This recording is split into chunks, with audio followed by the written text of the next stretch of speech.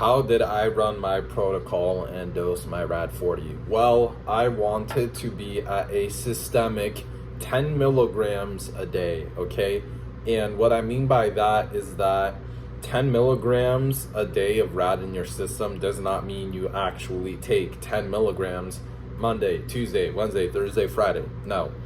Remember we were talking about the half-life? Well, the half-life of RAD is basically 2 to 3 days, right? So let's say it's like 2.5 days. If I were to take 10 milligrams on Monday, that means by Tuesday. Wednesday, right? From Monday to Wednesday, I would have lost about 50% of the compound, right? So if I took 10 milligrams on Monday, by Wednesday, I would be at around 5 milligrams.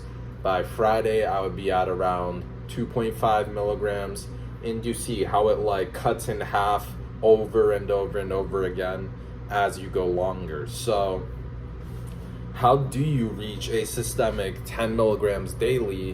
What does that look like dosing wise? Well, I had to do one of two things. First, I did something called a front load, which is basically where you take a higher amount of the dosage of whatever compound for the first day, and then for every single day following that one, you do a lower amount so that systemically you stay at a flat line, right? Because the thing about RAD 140 and doing a dropper, right, this is a liquid, versus doing something like a capsule, is that with the dropper, you can control how much you take daily, right? So if I did 10 milligrams on Monday, by Tuesday, we can say I've lost around maybe 25% of that, right? So that put me at somewhere around like 7 milligrams. And then Wednesday, right, is that half-life, it's that 50% lost. And so by Wednesday, I'd be at 5, right? So 10, 7, 5, 2.5,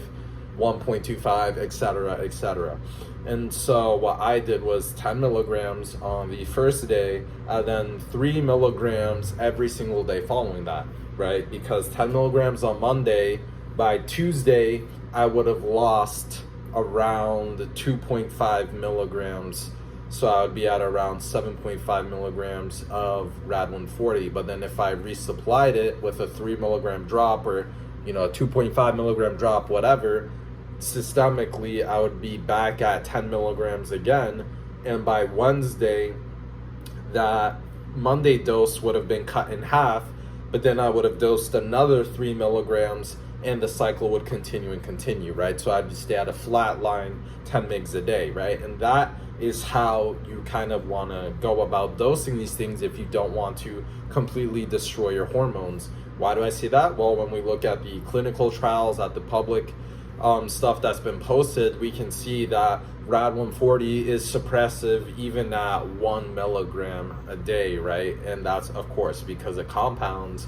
But if something is going to be suppressive at 1 milligram, right, but then something's going to be hepatotoxic or liver toxic at 20 milligrams, then I would want to find the sweet spot, right? And the reason why I say this is because when they were originally testing RAD 140 on women with breast cancer, metastatic breast cancer, they were giving them insane amounts of RAD 140. I'm talking somewhere from 50 milligrams to 150 milligrams of RAD 140 daily, right? So no shit, you're gonna destroy your whole entire liver and all of your hormones if you're taking an amount like that, because by week 4, that amount would have compounded and maybe potentially even tripled. So they probably had systemically over 500 milligrams of RAD in their system, right? That's not what I had at all at any point in time.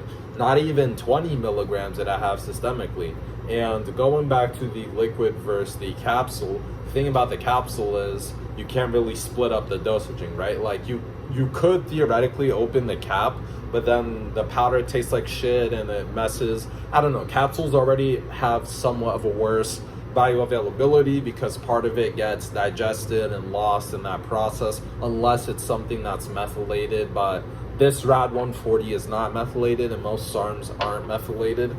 The only things that are really methylated are actual steroids and certain prohormones and things like that.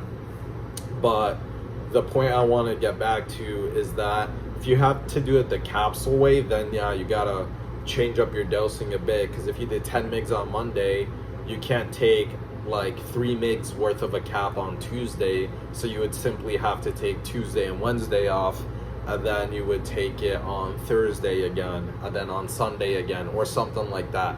You'd have to divide it very unevenly, which is why I already don't like the idea of taking any SARMs really in a capsule form, because you just can't titrate your dosing, you can't select what dosing you're doing. It's just very hard to get it exact. But what did I notice in terms of being on RAD? Well, I noticed a lot more energy, I guess, motivation, libido, the mental side effects that you would feel off of being on test. I kind of felt like being on a low dose of RAD, because again, I told you guys I was 10 mgs systemically at all times. I was not higher, I was not lower. So if I'm being honest, this RAD cycle wasn't anything too crazy in terms of how much I actually gained. If anything, I felt like I shredded down a lot more while I was on RAD, but RAD 140 also does kind of promote more of a lean, vascular, dry look compared to something like Ligandrol, another SARM that is fairly comparable to this. Ligandrol promotes water retention, glycogen filling in the muscles, and that pulls in more water, so you can have different looks off of different SARMs. But with RAD 140, I definitely felt a lot leaner. I felt like I looked a lot leaner, and strength wise, I did notice a moderate boost. It wasn't anything insane, but I felt like mentally it did a lot more for me than it did physically. It's one of those things where working out is really based off of your CNS, right, your central nervous system, and how much you can actually output in your reps, because at the end of the day, muscle growth is really caused by tension, which is essentially intensity. And so if you're not really giving it your all in the gym, you're gonna be leaving gains on the table, right? So something like RAD 140 that not only dried up my appearance and helped me feel and I guess look harder, like muscle wise, mentally it also gave me more drive. I felt it didn't feel like a stimulant. Something that does feel like a stim that I tried before was DMZ, and I can make a video on that another time if people want. But this definitely gives you more of that aggression feel, but nothing too crazy. But all in all, it was something that I've really only been on now for like a month and a half, basically. Actually, no, I started taking RAD in like May, late May, I believe. So June, yeah, so I'm kind of like 2 months into it, but I've been a fan of it so far. I don't use it every day now, and I should be more consistent with my dosing. I probably don't have 10 mgs active in my system right now, because there's just some days where I didn't take it. But ultimately, I'm pairing this with tests now, so I'm starting to see results from other things, but that could be a completely another video if you guys wanted it to. But again, all in all, the way I took this, I didn't really tank my testosterone because I wasn't using a test base for this RAD, but it did not suppress my testosterone. In fact, it lowered my SHBG and it boosted my free test. But my liver was completely fine, my ALT, my AST, even though I didn't get a GGT, which is like the ultimate true scan if your liver is healthy or not.